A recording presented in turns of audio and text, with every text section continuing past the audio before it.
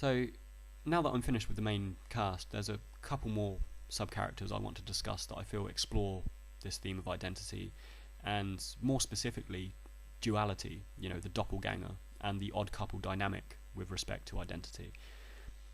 I find that Final Fantasy IX has numerous examples of character duality wherein one character's identity is completed only by the existence of another. First off, we have Marcus and Blank.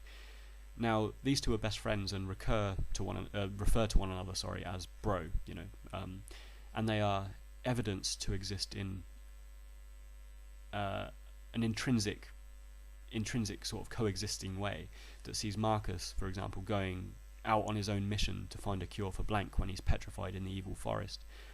And I feel that there's an inherent coexistence here where Marcus cannot live without Blank and vice versa, which leads them to completing one another's personalities.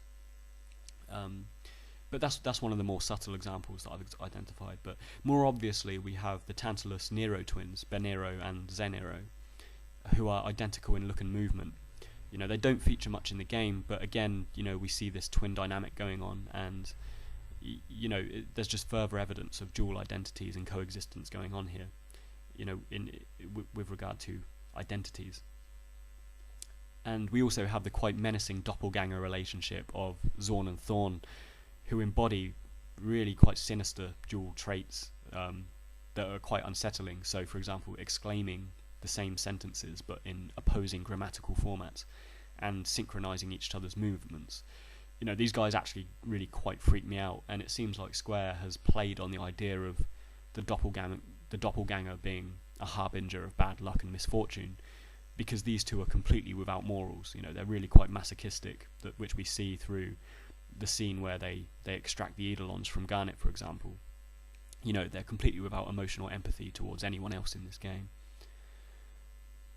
The way they interact is also quite interesting, though, because it reminds me of other examples of the odd couple dynamic, particularly the movie Rosencrantz and Guildenstern Are Dead, which is based on two characters from Hamlet, and the film takes place in the offstage elements of these two characters in Hamlet, basically. And there's this weird interconnectedness between character and dialogue in that movie that I really kind of see similarities with Zorn and Thorn in.